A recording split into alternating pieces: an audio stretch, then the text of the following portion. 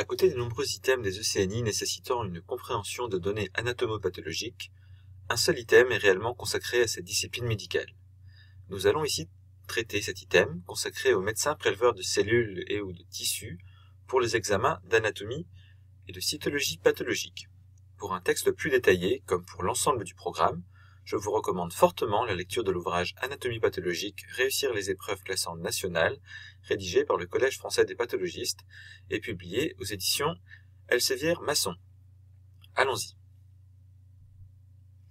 De façon très scolaire, les objectifs pédagogiques de cet item, tels qu'on peut les trouver sur le site de la HAS, sont les suivants. Connaître les principes de réalisation, de transmission et d'utilisation des prélèvements à visée sanitaire et de recherche, connaître les modalités de transmission de ces prélèvements au laboratoire d'anatomie et cytologie pathologique, connaître les principes de base de réalisation des techniques morphologiques suivantes, la cytologie, l'histologie, l'immunohistochimie, l'hybridation in situ, connaître les principes permettant de réaliser des techniques de biologie moléculaire non morphologique sur les prélèvements tissulaires et cellulaires, ainsi que leurs principales indications, connaître les principales indications de l'examen extemporané, son principe de réalisation et ses limites. Enfin, connaître les exigences nécessaires pour l'utilisation des prélèvements dans des travaux de recherche. Différents types de prélèvements peuvent faire l'objet d'un examen anatomopathologique, tels que des biopsies ou des pièces opératoires, ou cytopathologiques, tels que des liquides, des frottis ou des ponctions à l'aiguille. Chacun de ces types de prélèvements aura ses propres contributions au diagnostic, avec ses propres avantages et limites à prendre en compte dès le prélèvement. La transmission d'un prélèvement en anatomie et cytologie pathologique doit absolument se faire avec les éléments suivants.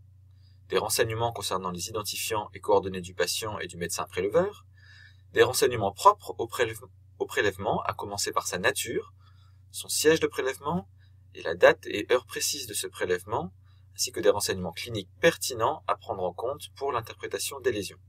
Le bon de demande devra également mentionner d'éventuelles recherches particulières et, si tel est le cas, le caractère urgent de l'examen. Deux questions cruciales à se poser avant de conditionner et d'acheminer un prélèvement tissulaire en anatomie et cytologie pathologique. Dois-je fixer ou non le prélèvement dans du formol? Est-ce que ce prélèvement doit faire ou non l'objet d'un examen extemporané? Nous allons maintenant répondre à ces deux questions. Fixer le prélèvement ou ne pas le fixer, voici notre première question. La majorité des prélèvements tissulaires sont fixés rapidement en formol 10% pour empêcher la lyse des tissus. Toutefois, dans certaines conditions, certaines analyses ne peuvent être réalisées sur tissu fixé en formol et nécessitent un prélèvement acheminé rapidement à l'état frais. C'est le cas d'une demande d'examen extemporané, notion que nous allons préciser juste après, mais aussi d'une demande de recherche de lipides dans le tissu, les graisses étant dissoutes au cours du processus de déshydratation-inclusion en paraffine, qui fait suite à la fixation en formol, ou encore d'une demande d'examen en immunofluorescence directe, ainsi que d'une demande de congélation de tissu tumoral. Dans tous les cas, il faudra pour analyse un prélèvement non fixé en formol, que l'on dira couramment adressé frais en anapathe. La seconde question qui va avec la première est la question d'un examen extemporané, c'est-à-dire permettant le rendu dans le temps même d'un geste chirurgical d'un résultat modifiant le déroulement de l'acte chirurgical en cours. Parmi les exemples de ces résultats urgents, nécessitant un rendu dans les minutes suivant le prélèvement pour adapter la chirurgie, on peut citer l'évaluation du caractère suffisant ou non d'une limite d'exérèse chirurgicale, la recherche d'une atteinte de ganglion sentinelle, un examen à visée diagnostique bénin versus malin d'une lésion, ou encore confirmer qu'un matériel tissulaire est assez abondant au cours du geste chirurgical pour permettre les analyses ultérieures. C'est la seule raison pour demander un examen extemporané. Si un résultat ne modifie pas la conduite immédiate de l'acte chirurgical, il n'y a aucune indication à réaliser un tel examen. En fin de compte, comment se passe un examen extemporané? Le prélèvement est donc acheminé non fixé, à l'état frais, immédiatement après son prélèvement, pour analyse sans passer par la fixation formolée, déshydratation, inclusion en paraffine, mais en étant étudié soit sous forme de matériel cytologique tels que des appositions tissulaires, soit sous forme d'une coupe de tissu congelé, la congélation permettant de durcir rapidement le tissu pour en réaliser une coupe très fine au cryomicrotome, colorée rapidement et examinée au microscope. Parfois, quand il s'agit d'un simple examen de marge, un seul examen macroscopique d'une pièce opératoire suffit, sans besoin de recourir aux techniques microscopiques. Cet examen extemporané, s'il a l'avantage d'être rapide, a néanmoins l'inconvénient d'altérer la morphologie tissulaire, permettant donc un résultat moins précis qu'un examen de prélèvement fixé en formol et inclus en paraffine. Aussi, une confirmation après examen des prélèvements fixés inclus en paraffine du diagnostic extemporané sera nécessaire. En aucun cas, cet examen extemporané ne se substitue à l'examen et au diagnostic final sur prélèvement fixé et inclus en paraffine.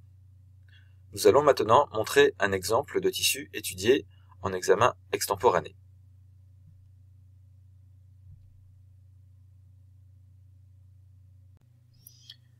Sur cet écran, nous avons à gauche une lame de section pancréatique colorée en HES, donc après fixation en formol et inclusion en paraffine, alors qu'à droite, nous avons une lame réalisée à partir du même pancréas, congelée, coupée en congélation, puis colorée en bleu toluidine pour un examen extemporané.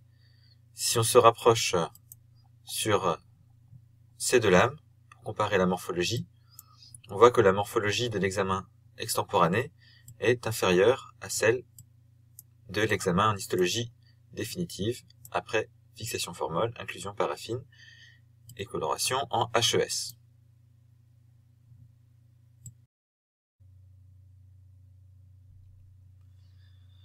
En anatomie et cytologie pathologique, différentes techniques sont applicables sur différents types de prélèvements. On peut distinguer des techniques, on dira de base, aboutissant à des lames colorées par des colorations de routine pour interprétation morphologique au microscope, tel qu'un étalement de frottis à visée d'un examen cytopathologique, ou encore une coupe tissulaire de lésions tumorales cutanées, telle que représentée ici, colorée en hématoxyline, éosine, safran. Pour les pièces opératoires, après fixation, avant de passer aux étapes de déshydratation, inclusion en paraffine, coupe et coloration du prélèvement, une étape de sélection macroscopique des secteurs d'intérêt pour l'analyse est souvent requise. En effet, on va analyser des coupes d'environ 3 micromètres d'épaisseur à partir de pièces opératoires en mesurant souvent plusieurs centimètres, et une analyse in extenso de l'ensemble du tissu à l'échelle microscopique n'est donc pas pensable. Les prélèvements doivent être orientés de façon à fournir les renseignements nécessaires à la prise en charge du patient. Par exemple, prélèvement d'une lésion tumorale pour la caractériser précisément, mais aussi le prélèvement des limites d'exérèse pour déterminer si cette exérèse est suffisante ou pas. Juste une petite séquence vidéo en guise de pause tirée du film Seul contre tous, où vous retrouvez Will Smith dans le rôle d'un neuropathologiste pour vous montrer le cheminement d'un prélèvement tissulaire, sélectionné en macroscopie après fixation formolée, ici c'était du cerveau, puis inclus en paraffine pour durcir le prélèvement, le couper finement, l'étaler sur lame, le colorer, même si la scène ne montre pas vraiment la coloration ici, pour ensuite monter la préparation entre lame et lamelle et produire ainsi les coupes colorées analysables par le pathologiste au microscope. Au-delà des techniques de base, pour dépasser le visible d'un point de vue morphologique, le pathologiste peut avoir besoin, pour préciser son diagnostic, d'aller rechercher certaines molécules dans le tissu, telles que les protéines. Pour cela, il va pouvoir utiliser des anticorps spécifiques des protéines recherchées qui vont se fixer sur la préparation cellulaire ou tissulaire au niveau où ces protéines sont présentes, si jamais elles sont présentes dans le prélèvement d'ailleurs. Pour localiser l'endroit où se sont fixés les anticorps, deux possibilités. Utiliser soit des anticorps directement conjugués à un système de révélation, par exemple fluorescent dans le cadre de cet exemple d'immunofluorescence directe, montrant un glomérule sur une biopsie rénale, avec une technique qui, on le rappelle, nécessite un prélèvement frais, non fixé, car l'immunofluorescence directe est mise en œuvre sur des coupes de tissus congelés, soit en utilisant une méthode indirecte avec un anticorps ciblant la protéine d'intérêt, qui va lui-même être ciblé par un anticorps anti-anticorps, ce second anticorps étant couplé à un système de révélation chromogénique, ce qui permet une observation du marquage, ici en marron, en microscopie à fond clair, sans besoin de microscope à fluorescence.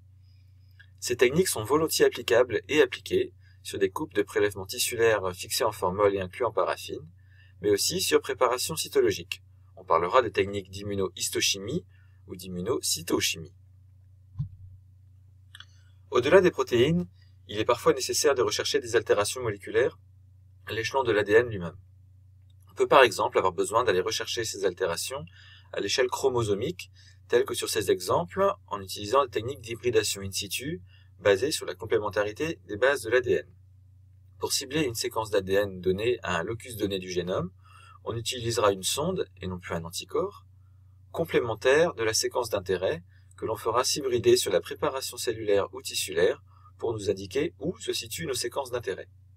Par différents systèmes de marquage des sondes, des fluorochromes ou des chromogènes de différentes couleurs, il nous sera ainsi possible de visualiser pour les compter et apprécier leur position relative les séquences d'ADN cibles lors de l'observation microscopique, en fluorescence pour de l'hybridation fluorescente in situ ou en fond clair pour de l'hybridation chromogénique in situ. On peut aussi avoir besoin d'aller extraire des ARN ou de l'ADN à partir des cellules ou des prélèvements tissulaires, y compris ceux fixés en formol et inclus en paraffine, pour rechercher par exemple certaines mutations et guider le traitement des patients. Avantages et inconvénients. Les tissus fixés en formol et inclus en paraffine, stockés après analyse ANAPAT, peuvent servir à des analyses moléculaires sur ADN extrait plusieurs années après le prélèvement. Mais par contre, les acides nucléiques sont plus fragmentés que dans les tissus conservés en congélation. L'analyse moléculaire est de ce fait parfois plus aisée sur des tissus congelés que sur des tissus conservés en bloc de paraffine. Il faut garder à l'esprit que pour analyser l'ADN d'une tumeur, par exemple, il est nécessaire que le tissu servant à l'extraction d'ADN contienne bien évidemment des cellules tumorales. L'authentification de la présence de ces cellules dans le prélèvement, leur quantification et au besoin la sélection d'une zone tissulaire plutôt qu'une autre est en ce sens indispensable, et toute analyse moléculaire sur tissu nécessite impérativement un contrôle morphologique de ce tissu par un pathologiste. À l'issue de ce parcours de prélèvement, d'analyse de base et complémentaire, le pathologiste rédige un compte-rendu d'anatomie et cytologie pathologique, réalisant la synthèse des données macroscopiques, microscopiques, des résultats des analyses complémentaires et leur confrontation aux données cliniques. Ce compte-rendu écrit comporte une terminologie médicale bien spécifique à bien comprendre par le clinicien en charge du patient, à qui sont fournies des données diagnostiques, certes, mais aussi souvent pronostiques sur l'évolution potentielle d'une pathologie, voire prédictives ou théranostiques, de plus en plus concernant les potentielles réponses ou non-réponses des patients à différentes stratégies thérapeutiques. Pour certaines pathologies, souvent rares et ou de diagnostic difficile, une double lecture est également systématique dans le cadre de réseaux de référence. C'est le cas des lymphomes et des sarcomes par exemple.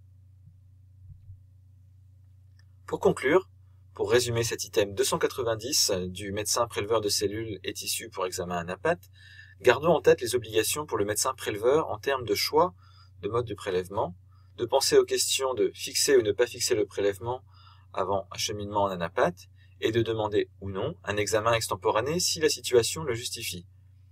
Gardons en tête que la démarche d'analyse en anatomie pathologique repose sur une synthèse entre les renseignements cliniques et les données de l'analyse du prélèvement, et que cette synthèse, écrite dans le compte-rendu d'anatomie et cytologie pathologique, sera cruciale pour orienter la prise en charge du patient, en fournissant des données au minimum diagnostiques, mais également souvent pronostiques et parfois théranostiques, guidant le traitement du patient.